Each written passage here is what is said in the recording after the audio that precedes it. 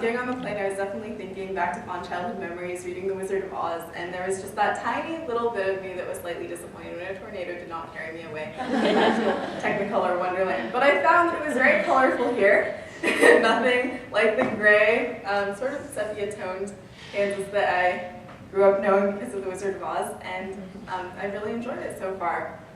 So, actually on that note of childhood memories and what one thinks about, when I was 7, 8, 9 years old, I started keeping a diary because I was obsessed with the idea of having something to pass on to kids. I knew that I absolutely loved growing up with hearing my parents' stories and reading what they had written when they were kids and laughing at how terrible their writing was. And I wanted to be able to provide the same thing for future generations. And so on that note, when I was thinking about education, I started imagining many, many years down the road, looking at grandchildren and telling them about my childhood. I wonder what kind of questions they'll ask. Did you really play outside all the time, Grandma? Did you really have shelves upon shelves of books on paper that you read in school? And at that point, their mouths will drop open in amazement. Yes, I'll say. And by the way, I had a backyard that more closely resembled a junkyard than the neatly manicured lawns of our neighbors. True story. And out back there was a shed that had a practical ecosystem on its roof, mostly because my dad did not take very good care of it.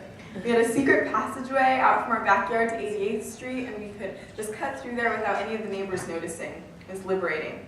We had spaceships made out of chairs and blankets that produced forts. We came up with stories, so many stories of our own invention. We used styrofoam to build houses and hotels and drew characters on wooden blocks. We didn't have Lego characters with pre-made stories and that carried out the same routinized movements for us because we were the creators of our own fun and the enjoyers of it too. The only reason I think enjoyers is a word is because Microsoft Word does not give me rights to underline, which has become my standard. That's what I would tell my grandkids, and I wonder if they would be amazed.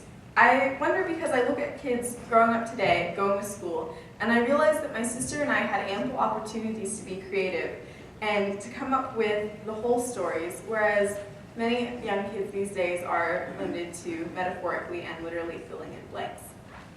This isn't the kind of environment that is conducive to producing the type of people we hear a lot about on the news, 21st century thinkers and doers, people who will innovate. It's the kind of environment that, even to this day, produces assembly line workers, people who are used to filling in those blanks and filling out the same routines. So I question, what are the ideals that I'm taught when I walk into school? I'm a senior, and when I walk into school, I hear a lot of bells. There's discipline from a teacher for failing to obey, whether it's turning work in on time or simply sitting down and being quiet. I'm taught that failure is undesirable from the shame that ensues from getting a C, a D, or even, God forbid, an F. And I feel like this whole method of obedience, punctuality, and memorization is a little bit counter to the things that we actually need to learn in school in order to be able to be successful in today's economy. Because those things are not necessarily, at least not as much, about obedience, punctuality, and memorization. I'm sure that Steve Jobs or Bill Gates were not always those things. They were creative, adaptable, and had the ability to break rules and learn from failure. Many of the most successful people that I know, the people that I look up to and admire, have failed more times than I can count on my fingers. And yet I am taught every day that failure is something I should avoid like the plague. I learned how to be creative, adaptable, how to break rules and learn from them, not from school, but from what happened before school, in large part because of my childhood experience. Not just from those carefree days spent doing all kinds of stuff with my sister in the backyard, making mud sculptures and such, but also because of the fact that I didn't go to school for 10 years. She didn't go to school, you might be wondering, what kind of parents does she have? Well, when I was 3 years old, and you can see a picture of it in a moment, I was firstly very cute, Shelby Thurman. Apparently I was not very cute. Okay, that's me, sandwiched in between my mom and my sister over there reading, and my dad reading to us. As you can see, I was reading all the time. I did not have much of a social life at that point, which is probably a good thing. So in between, just playing and reading, I would be learning everything that I could get my hands on, whether it was through playing or whether it was through reading.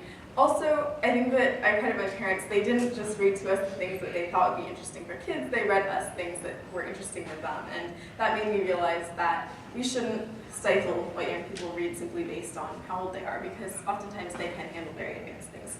And so I started learning at home because I wasn't old enough to go to kindergarten, but I already knew my alphabet and how to read, and I was reading at like a second grade level, I want to say. So having some friends from the neighborhood join us provide the social aspect of our little school at home, and my mom actually started an after-school program that drew in students from all over the community.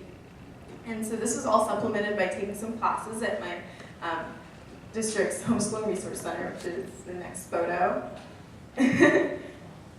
And my mom is like deeply clicking through images.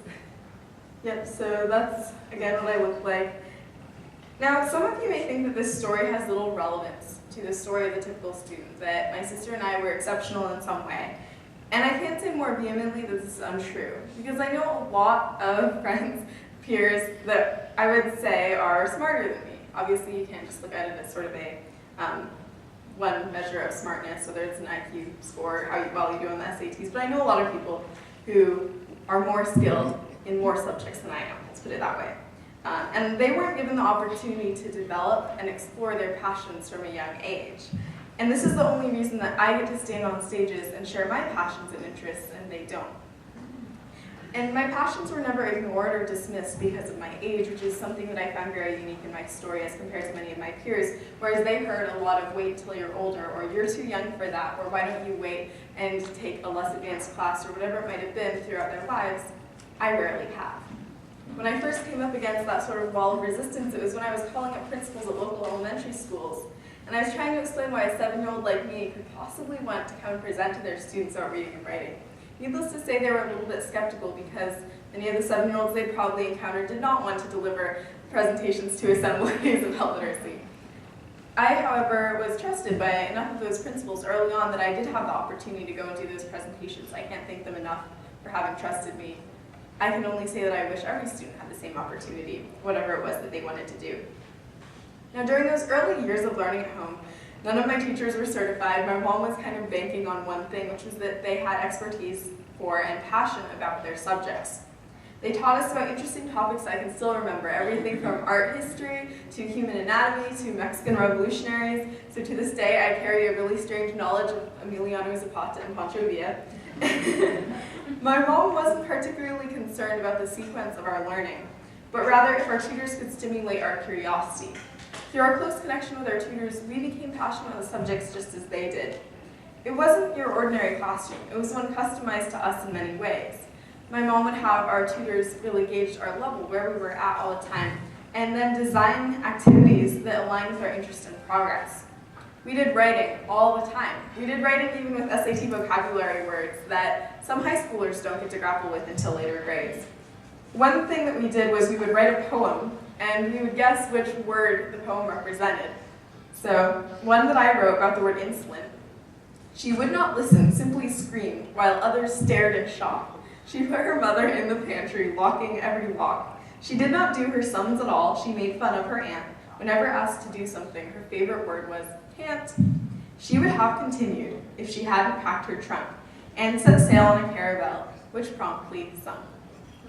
As the poem should demonstrate, I was no stranger to insolence at 8 years old. I'm sure that you know some 8-year-olds who that poem reminds you of. The best thing about this customized model of school that we had was that if we didn't like something, we could complain directly to the principal because she was, after all, our mother. Feedback was instant, and that's a good thing because when you're 10 years old, and probably you've seen this in the young kids that you know, your attention span is pretty minute. You want to know how you did and what someone thinks and what the next thing is almost immediately. So to be told to wait maybe 5 days, 10 days for a test to get graded or to have feedback on a project, or many weeks or many months for results from a standardized test for the state to come back, it doesn't make sense in comparison to what we really want, which is instant feedback. In my experience being homeschooled from a young age, there wasn't really a permanent curriculum, a permanent lesson plan. We managed to hit the benchmarks and do really well in state tests anyway. Fast forward a few years, and our seemingly perfect little school started to dissolve. My sister went to public junior high, and when I started traveling a lot, I took online public school courses and then went to regular school. And I'm now at Redmond High School. Education for me isn't about where it happens. It isn't a matter of homeschool versus private school versus public school versus online school, even though I've been able to experience almost all of those. It's about making room for the curriculum that evolves because of the learners. Because no matter how far off track it may seem to take you, no matter how far off track Mexican revolutionaries and art history and human anatomy may have been from 4th grade reading standards, I feel like there is nothing that expedites learning faster, better, or more efficiently. Did I learn how to read better, how to write better, how to think about history better because of all those topics? Yes. And that was the important thing, that I really cared about it and that it helped me learn. Though I've spent less hours sitting in school than many students, I've probably been to more schools than most of my peers. To be precise, I've been to around 500 schools and classrooms around the world, whether through video conferencing or through traveling in person, to present to students and teachers alike. Now, the question of how I got started on the path of teaching actually has its origins, like most things, in the books that I read when I was a kid. My teaching aspirations started in a decidedly old school place with Little House on the Prairie. When I was little, I wanted to be a pioneer. You're probably thinking trailblazer. I was thinking, quite literally, as you'll see in the next picture, a pioneer with a bonnet and braids and a hoop skirt dress. 2 more. Next one. There we go. That was me on Halloween. This was an embarrassingly few number of years ago, and I was being Laura Ingalls Wilder. I had a very special place in my 7-year-old heart for Little House on the Prairie. I had the entire box set. I hope some of you have that same blue box set in classic version. It had a very shrine-like place on my bookshelf. I read those books so many times that on my favorites, they were so page-through you could probably see where my thumb indents were on more fragile pages. I read about her misadventures and adventures from Wisconsin and North Dakota and everywhere in between. And I found something very romantic about teaching as it was portrayed in the Little House books. There was something so appealing about that image of the one-room schoolhouse and about being able to work with so many kids, some of whom were almost around the same age as Laura herself. I love the books. I love the idea of being a teacher. This was a somewhat strange career choice for someone at 7 years old. The Chinese word for teacher, Laoshi, literally means old master. This is my really terrible Chinese handwriting. To be a young old master is an oxymoron. I didn't know what the word oxymoron meant at that point, so clearly it didn't stop me. I got my opportunity to be exactly that sooner than I had expected, a young old master. Along with my quite comprehensive list of potential careers, I really wanted to be a writer. When my mom gave me a used laptop and just told me to type whatever I wanted, then my imagination took off. And soon I was producing 300 stories, 400 short stories. On my kitchen table, printed out, they took out the entire table and then some, falling off the edges. I love reading and writing so much that when someone told me, I don't like reading, I don't like writing, it shattered my world. I say that with complete seriousness, truly, because when I was that young, I had the vision, as most people do, that everybody was like me, that everybody had to like reading and writing, that everybody must be very interested in creating short stories. And so my teaching career began as a journey, a quest of sorts, to get every student to be like me in that aspect, to love reading and writing. And I've learned a lot over the course of this journey. Through the unique role as both a teacher and a student, as well as someone who's experienced many different mediums for education, I found that increasingly the diversity of students and the wealth of information that we have available at our fingertips necessitates an improved model of school, where learning is very customized for every student and heavily driven by student curiosity and autonomy. In the olden days, wealthy families hired governesses and tutors, tutors like Aristotle for Alexander the Great, and customization happened naturally. Sure, we may not be able to give every student their own Aristotle, but we should enable every student to become one. That is, to become someone who thinks deeply, who asks important questions, and is able to pass on knowledge to a next generation to have an impact. Improving our schools demands awareness of youth digital culture and its role in our education, actively involving student voice, and meaningfully implementing technology. To envision a learning environment that helps students become independent thinkers and doers, it's important to understand youth through our digital activities and connections on the internet. So raise your hands if you feel like you understand teenagers. I'm seeing some raised hands. You guys are optimistic. I think that, did you raise your hand, Mom? You have a teenage daughter. What are you thinking? I find that sometimes parents of teenagers are the ones who are most pessimistic about that question as far as do you understand teenagers, so I'm very surprised at what my mom just said. Well, you should hit 2 slides forward, by the way. Thanks, Mom. Now, I'm convinced, actually, there we go. So I'm convinced that many adults see the proliferation of digital technology as just something that happens to make life easier, to make things more convenient, and sure, that's partially true. But this is also far too narrow, because the digital age, the information age, is just as revolutionary as previous ages of change that still influence us today, whether the Enlightenment or the Renaissance or whenever the wheel was invented, Neolithic agricultural revolution. Okay, there we go. It's a profound fundamental change in the way that we live, work, and how we transmit information. It also changes how we interact, create, imagine, and experience the world. Who here has heard of Google Glass? Seeing some raised hands. So the glasses that you put on, and it's basically like everything you have on your iPhone, but right here. And so when you look around the world, the idea is that you can look at a person, it'll recognize them, it might draw up their Facebook profile. You can look at a restaurant across the street, and it'll immediately on the side, in your glasses, give you reviews and what the kind of cuisine the restaurant is. Can you imagine looking at the world through such lenses? Thinking about the fact that in 5-10 years, technology like that could be more commonplace than it already is. It's, on one hand, slightly scary, but it also opens up a whole world of opportunities. Now, I ask about whether you understand teenagers because youth digital culture provides huge insights on how my generation learns and plays. Who here teaches elementary school students? Seeing some raised hands, awesome. So this isn't just about teenagers anymore either, because many, many students joined Facebook before 13 years old. Keep it on the down low, but I may have been one of them. And for those who are being law-abiding and waiting until 13, there is an entire generation of young people turning 13 who is going to enter Facebook, and it's kind of like a candy store. There's so much that's available. There are games, there are apps, you can give presents to your friends, there are pictures. There's an entire social world that school often doesn't prepare these 12 turning 13-year-old kids for.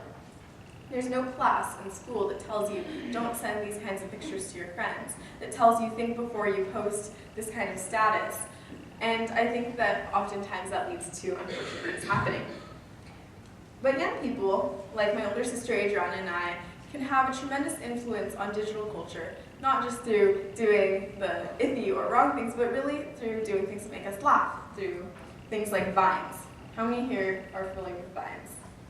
A couple raised hands? Okay, so for quite a lot of you, then let's take a look at a couple to just give an idea. So Vines are these 6-second videos that have gone viral because they're really usually pretty funny and they're extraordinarily easy to make. If you have, who here has a smartphone? Awesome, so if you have a smartphone, you can make Vines. If you look for the app, all you do is you take pictures, you take video, you decide when you want to start, when you want to stop. So I can make a Vine right now that would be like frame, frame, and frame, and that would be my Vine. Here is, see it's time for this.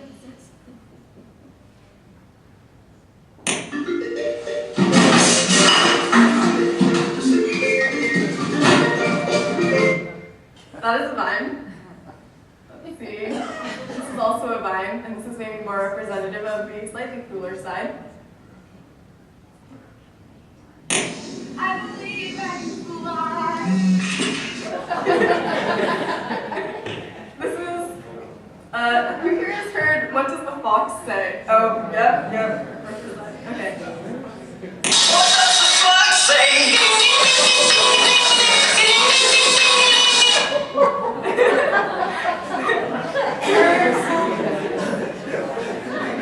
When the teacher steps out, I don't know if your classroom is transformed this way. I'll be right back.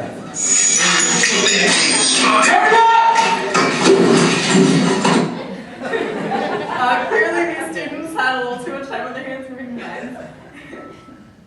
Welcome to physics. Holy And let's see, like between, okay, one more.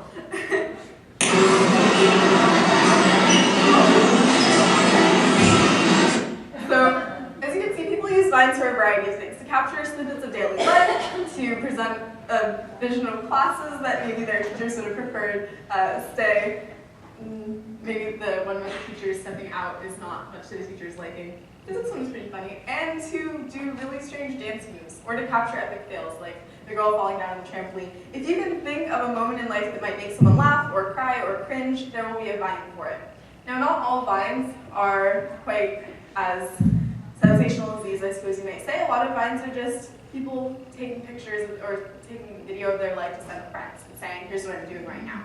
Who here has heard of Snapchat? Yep, Snapchat is pretty popular. I have it on my phone. People will send me videos and pictures. I don't know why I really care about the contents of someone's fridge, but if someone wants to send that to me, that's completely fine. And so this is the landscape that I'm growing up in. And I think that a lot of times education doesn't recognize how quickly this changes and how things like Vines are changing the way that our attention span works. Because if I'm growing up with Snapchats that only last 10 seconds in the palm of my hand, or I'm growing up with Vines that only last 6 seconds, but that I can watch over and over again, that is dramatically changing what I expect, how I look at instant gratification. It used to be that people might tune in for 2-hour broadcasts or TV shows or even longer, and today we expect things like these 6-second Vines. And then we have memes as well that spread very quickly on social networks. So this is one from a popular meme site that has memes related to Indian culture. And so this is, I forget the name of this top one, it's like Clueless Girl or something. OMG, teach me Indian. And then some you might recognize Dwight Schrute from The Office. False. There are 14 official languages in India and 1,652 altogether, none of which are named Indian. So the contrast of the two memes there is pretty funny. Quick Meme has a whole lot of them, and so these have various names. I think it's like Pensive Dinosaur or whatever. What if deja vu meant you lost a life and you were starting back at your last checkpoint? And okay, so not all of these are super appropriate. Quick Meme just has, when you are interested in seeing more memes, then you can look up what are people sharing on Facebook. And I think that the ones that go around most are the ones that have a lot of pop culture appeal behind them. So things like clips or images from The Office, images from, for instance, popular TV shows. There are a lot of Game of Thrones related ones. Brace yourself, winter is coming is like an image of Eddard Stark just going like this. And then that's anything you can think of, text, whatever, is put on top of that, and that creates a meme. This is a world that my parents don't understand, in large part because I haven't exposed them to the seedy side of the internet underworld that apparently Quick Meme is. And just joking about that. But when I first told my mom about memes, when I was telling her I'm going to mention them in my speech, she said, I don't understand mem, what is a mem? And so that kind of proved my point. I also was slightly skeptical about what she said when she said I understand teenagers right after she said that. Because in order to understand my generation, even in order to understand those younger than us, because of what they're going to be exposed to, it is really necessary to understand the things that we will see in the 4 to 10 hours that we might spend in front of a screen. So the lesson here for education, to me, is not that we should be spending all of our time turning science lessons into memes and Vines. That would be difficult, time-consuming, and probably not the greatest in the end. But rather, how can we make learning an attitude as shared and viral as videos on YouTube or memes on Facebook? What if we could use the connections of the online world to bring young people and schools closer instead of driving a dividing line between them that is oftentimes generational? What if we could utilize online platforms like Prezi, what I'm using to go through the presentation, Animoto, YouTube, Change.org, DoSomething.org, and countless other platforms to show students that they can have a voice and that what they say matters. This is an example of how Facebook is used, not for super frivolous opportunities. This is basically an online study hall. We create groups on Facebook to do all kinds of things. Sure, some groups on Facebook are just to have common interests. I really like Macklemore, for instance, would be a group that is maybe not the most educational, but this is a group, these are from my AP Art History and Biology classes back in 10th grade, respectively. And in these groups, we do everything from complaining about the amount of homework to say, what was the homework for last night? Where do I get this enrichment project? Help me with this. I can't figure out the answer to problem number 18. Whatever it may be, the Facebook study group provides us an opportunity to connect with our classmates outside of the school day. You might say that a lot of weird stuff goes on Facebook. That is true. But a lot of educational stuff also goes on Facebook, and much of that educational stuff is not very recognized by school until it becomes, say, problematic, or until administrators are just questioning what we're doing. So yeah, these groups exist all over the nation. They just happen when someone decides, I want to start a group for my class so we can coordinate things better. And oftentimes they start when there's an absence of a teacher-run website or a teacher-run group. Much as I love these groups, it's still a relatively shallow use of technology compared to the possibility for online projects to give students more purpose in their learning. One of the most common questions that I think students ask about anything, whether it's a project, a homework assignment, a reading, is why are we doing this? That question isn't just limited to the short term. It isn't just limited to, are we getting graded on this? Is this going to affect me in this class? It's a very far-reaching question. When a student asks that, though they may not know it in the moment, they're asking more than, why should I do it for this class? They're asking, why should I do it for my life? Why should I do it for my career? How is this going to help me 10, 20, 30 years down the road? In short, is this something that I'm going to remember? For those of you who have seen the music video for Gautier's Somebody That I Used to Know, I highly recommend a video called Some Study That I Used to Know, which is all about the things that you learn in high school that you gradually forget, much as you might forget an ex-girlfriend or boyfriend. It's very funny. It also really shows, I think, what happens when students don't feel purpose in their learning. They forget things. And that's unfortunate because if you spend 12 years teaching somebody, or if you spend 1 year with that particular student, you want them to remember. You want them to feel like what you've given them is a gift, as opposed to a burden. The ideal school is one where all students feel purpose in their learning, where they do understand that learning is always a gift and not a burden. That purpose doesn't necessarily need to be, I'll use it every single day in my job.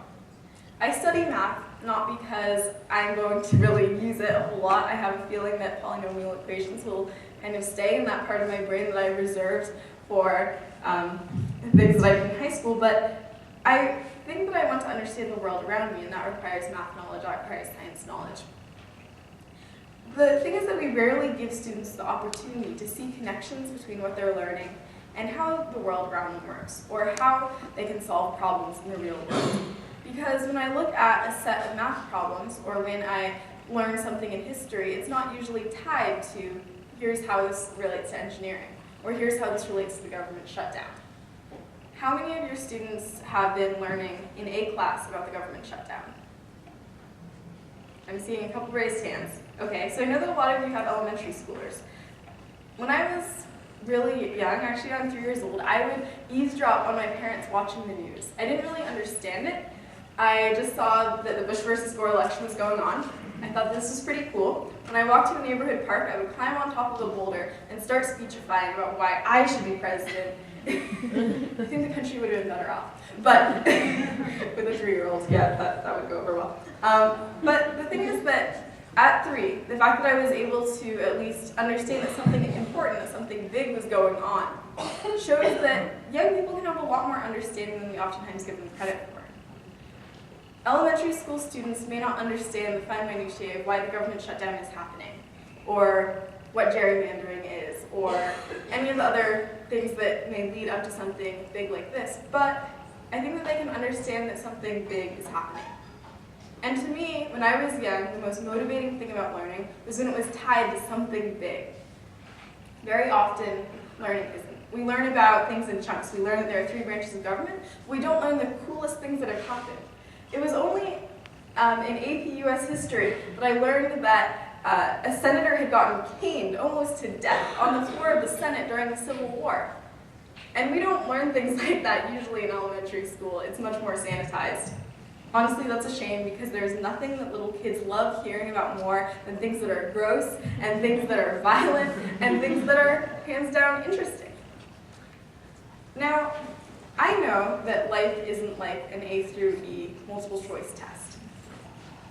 I understand that students have to be prepared for those. But I also do believe that, much like when I was growing up, we can do that through the curriculum that evolves because of what the learner is interested in, as well as the curriculum that is mandated to teach. How knowledge and information is presented makes such a big difference. Last year, my favorite class was AP US Government, not just because I was really interested in government, but because my teacher created a tremendous emotional connection to every student. There was a nickname for everyone based on something they had said at some point, and I felt always like if I had something to say about government, I could say it. We made connections to government not just through what was happening, through the debt ceiling and through various crises and through the latest news conference, but also through television shows. My teacher would always create metaphors between something in government and the last episode of Breaking Bad, or 30 Rock, or whatever show happened to be his favorite that day, as well as the class's favorite. And to be able to do that really showed a great understanding of where we were at as far as our culture, what shows we were watching, what we were interested in, what kind of news we were following. Teachers are really playing a huge role in bridging the gap that students usually have between a subject and where their emotional connection is. And when students can have an emotional connection to a subject, when teachers can create that, that is when the most incredible learning can take place. So my AP US government teacher showed us an example of an article on Reddit. Who here has been on Reddit before? I'm seeing some raised hands. Okay, so Reddit is like the, I'm going to say, fifth most popular site on the internet. And if you haven't been to Reddit, you should go there. Not because you'll necessarily like it, but because it is super important to anyone under the age of 35, and probably a lot more beyond that. So he showed us this article on Reddit, which was, in a giant knife fight to the death between all the presidents, who would win or who would come out on top in every round and why? Was this super relevant to AP US government? It had to do with presidents.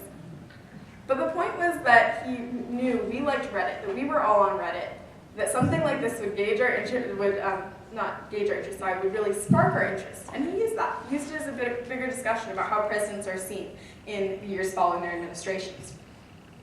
It's very rare that students get the chance to see connections like this in their classroom because a lot of teachers that I have had don't know that Reddit exists. So think about what you might be missing out on if you aren't really exploring the sides of the internet that your students haven't been showing you, but that are out there and that we spend a lot of time on. Beyond things like Reddit, beyond making this emotional connection with students, I as a student really want to see an opportunity to make a difference. We hear that word, or that phrase, bandied around a lot, make a difference. It usually comes up for the first time for many students on college apps when they're thinking, oh goodness, I should have done more extracurricular activities. But in truth, making a difference has immense relevance to education and can have a lot of relevance to how students see learning. When I, in a classroom, have an opportunity to tackle a problem that is real and immediate, instead of just preparing to 20 years down the road to tackle that problem, I feel like I am important as a learner. And this is true, I think, of elementary school students, of middle school students, of high school students, that we want to feel validated, that we want to feel important. Since my high school is in Redmond, Washington, which is notable as the headquarters of Microsoft, students in my school oftentimes, if there are technology classes, get to take on very real problems. The students in the computer science class take on this annual Hunt the Wumpus challenge on Microsoft campus. And you can take a look at an image of them there.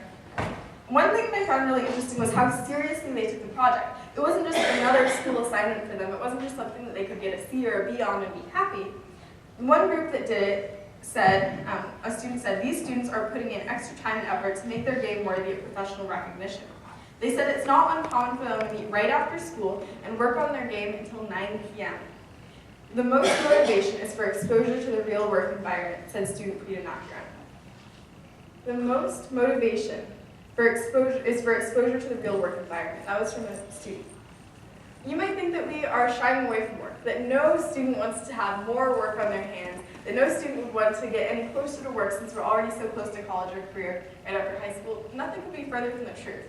When my global health class took a field trip to see HIV/AIDS vaccine research in Seattle, that was the most enthused I'd ever seen one group of jaded, cynical seniors in high school, because we were looking at these giant vats filled with liquid and samples, and we were looking at scientists actually at work doing micropipetting and other things, and we thought, wow, I could be in their shoes someday.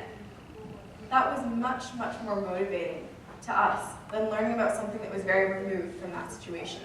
Whether robotics or game programming, novel writing or petition authoring, anything that gives us the chance to authentically put our learning into play in something that will shape the world in some way is great for ensuring that we know how to do more than mark the right answer on a test.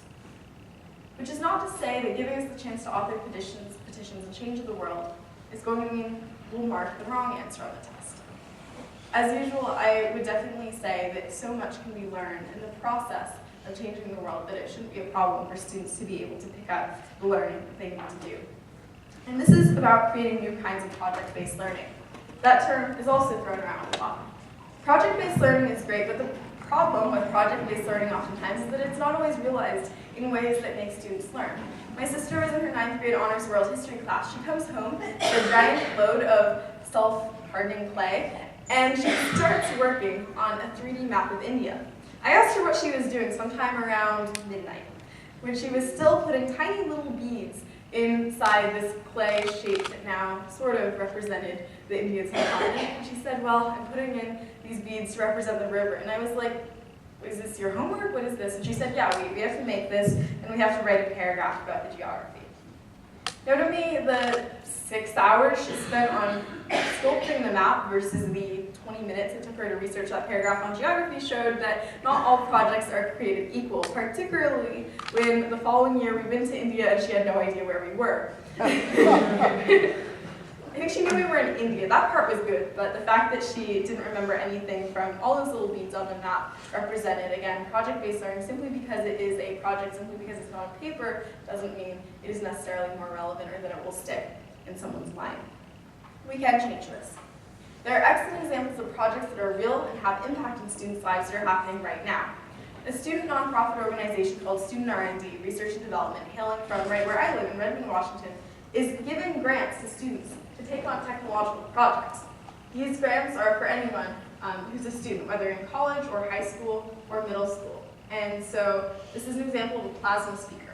This is a pulse width driver. I guess we'll use it for the plasma speaker, but you can also use it for neon signs.